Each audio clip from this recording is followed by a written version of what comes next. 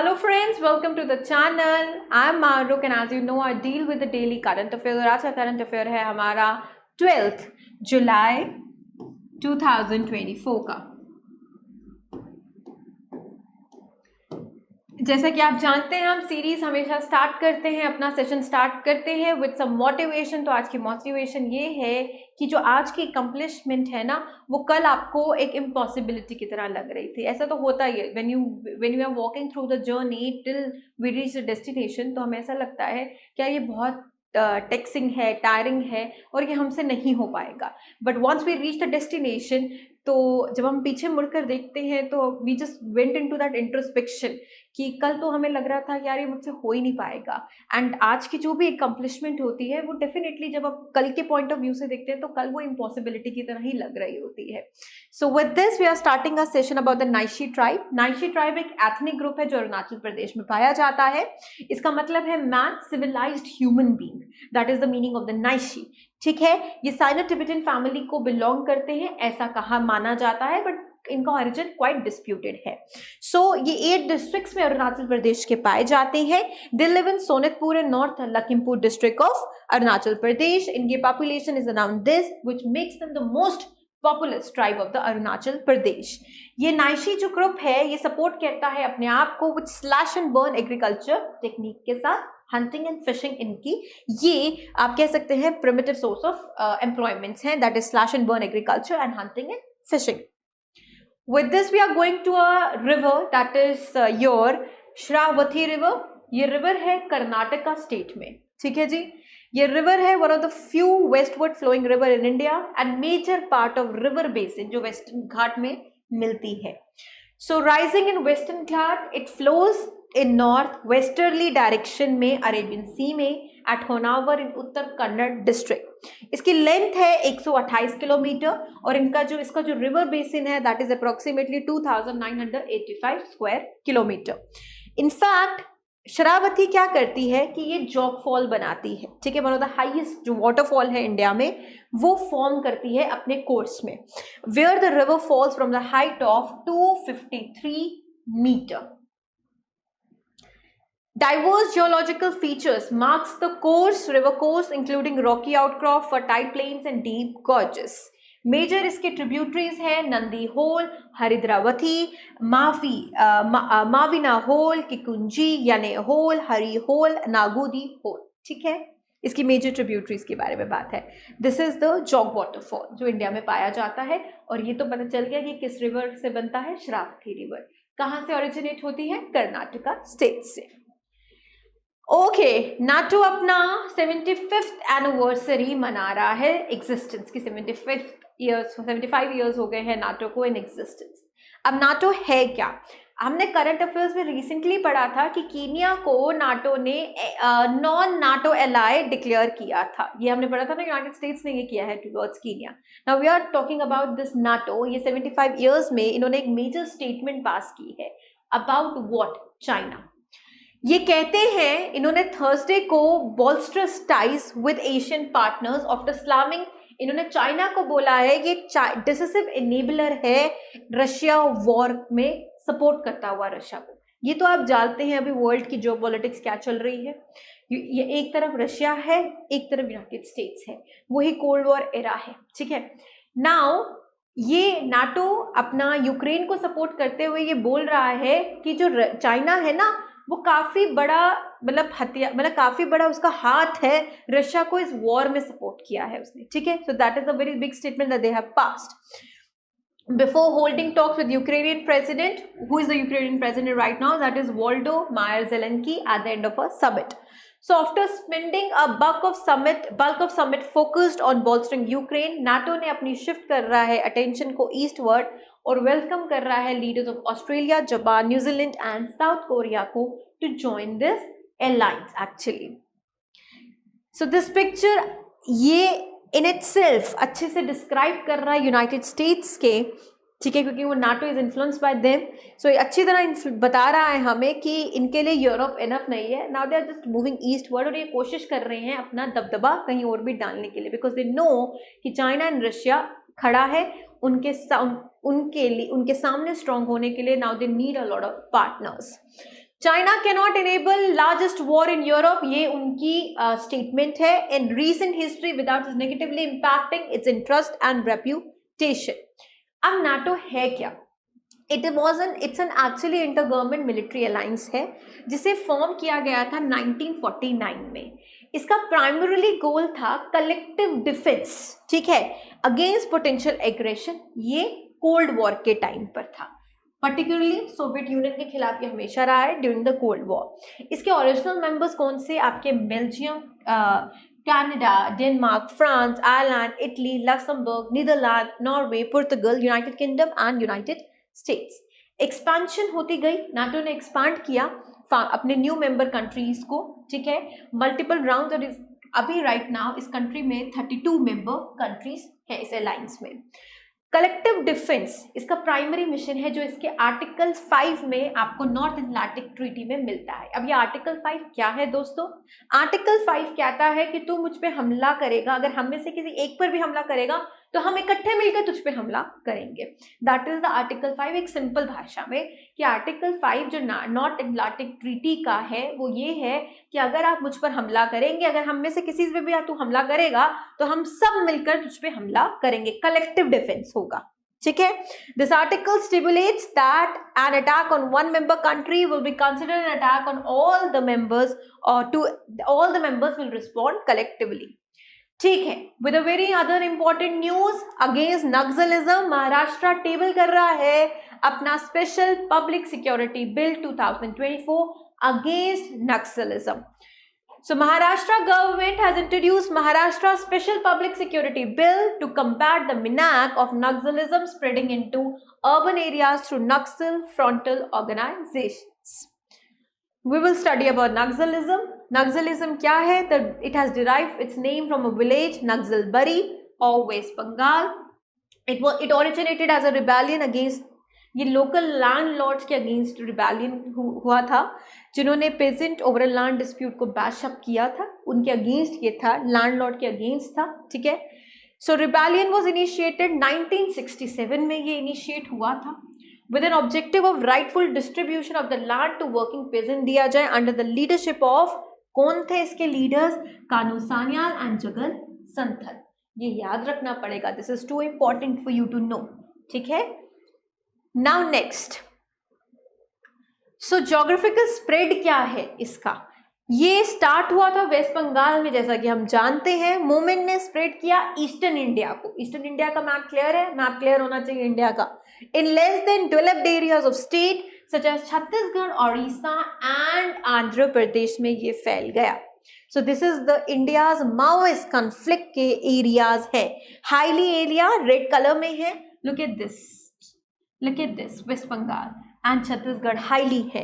Moderately आप देख लीजिए, तेलंगाना ये है मॉडरेटली, उड़ीसा, बिहार मॉडरेटली, ठीक है। देन आपका marginally affected area the these ones, right. So ये just look at this, the red ones in red colour shows the highest ना, the Maoist, highly activated affected Maoist this. अब इनकी ideology क्या है? So it is considered that Naxal support Maoist political, ये theory को support, ideology को support करते हैं। माओइज्म ये कम्युनिज्म की फॉर्म है जिसे डेवलप किया गया था बाय माओ से तुंग ने, ठीक है। इट्स अ डॉक्ट्राइन, ये डॉक्ट्राइन क्या है? To capture through power, state power through a combination of armed insurgency, mass mobilisation and strategic alliances. Simple. Naxalism rose rebellion में क्यों चेंज हो गया? ट्राइबल डिसकंटेंट जो है, जो कन्वेंशन एक्ट था फॉरेस्ट का 1980 में, जिनको ये कम्युनिटी डिपेंडेंट थी फॉरेस्ट पर, और इन्हें मना कर दिया गया कि फॉरेस्ट प्रोडक्ट्स यूज नहीं करना, even they couldn't even cut a bough, इससे ये रिबेलियस बना, ठीक है।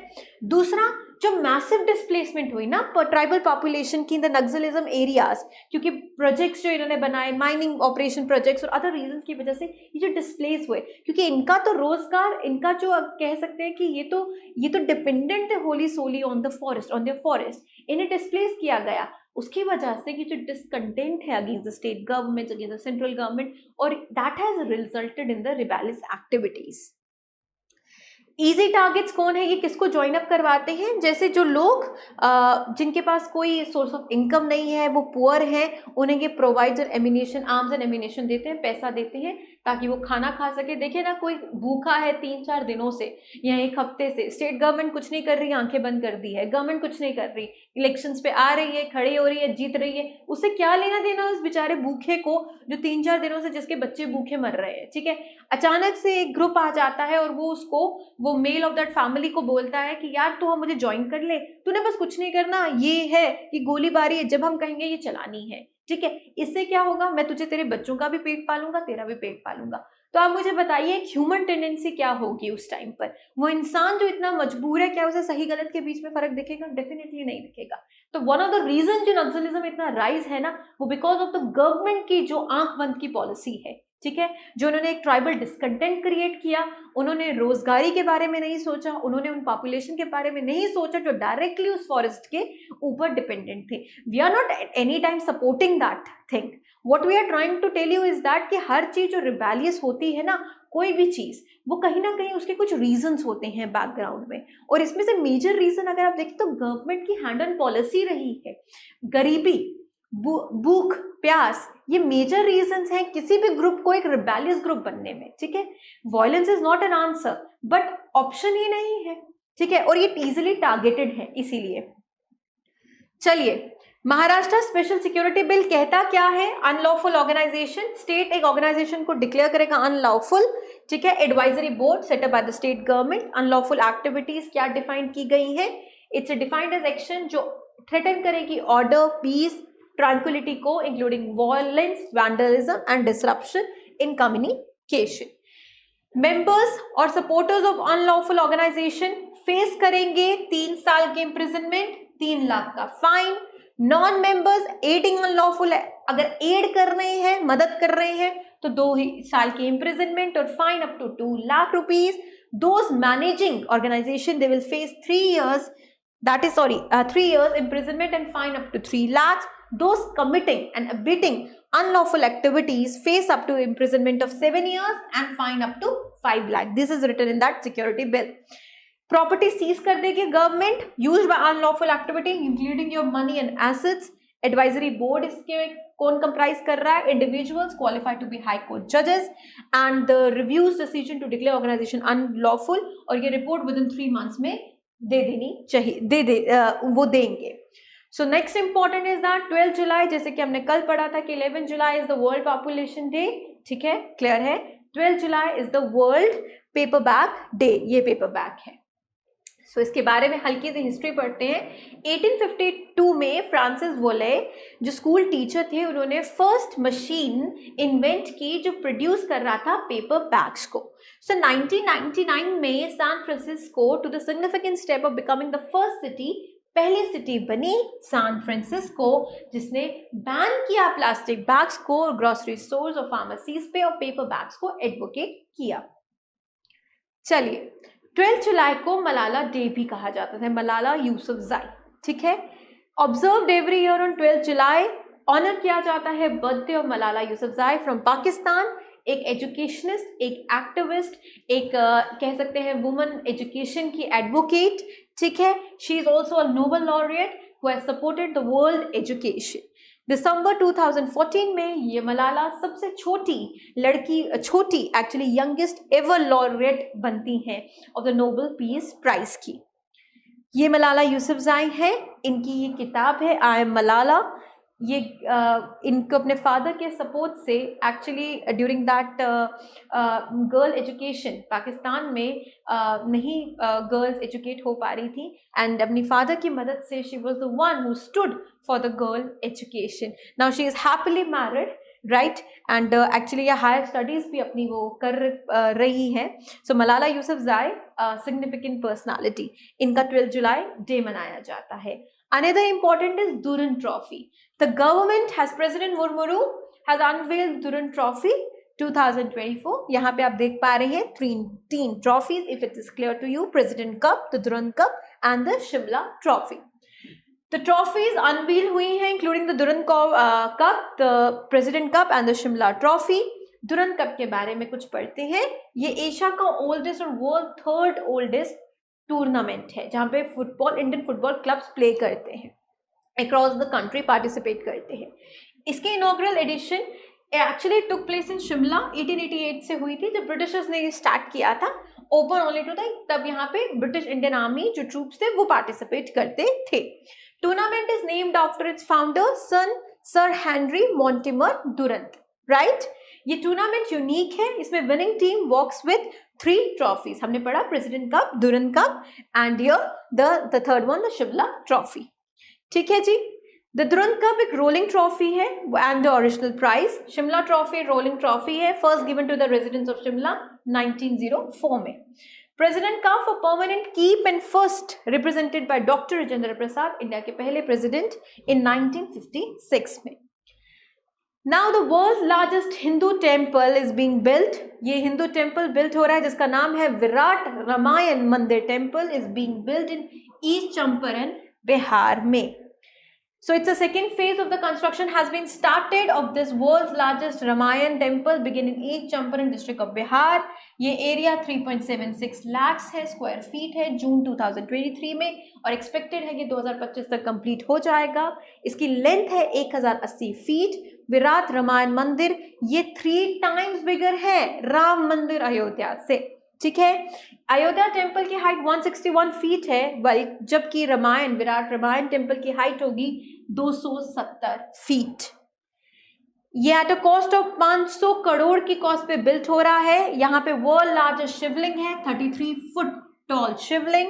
There will be 22 sacrum for different deities in the temple complex. There will be total of 12 shikhars in the temple, with the main shikhar being 270 feet tall. And with this we have presented you Virat Ramayan Temple 2025 तक inaugurate हो जाएगा.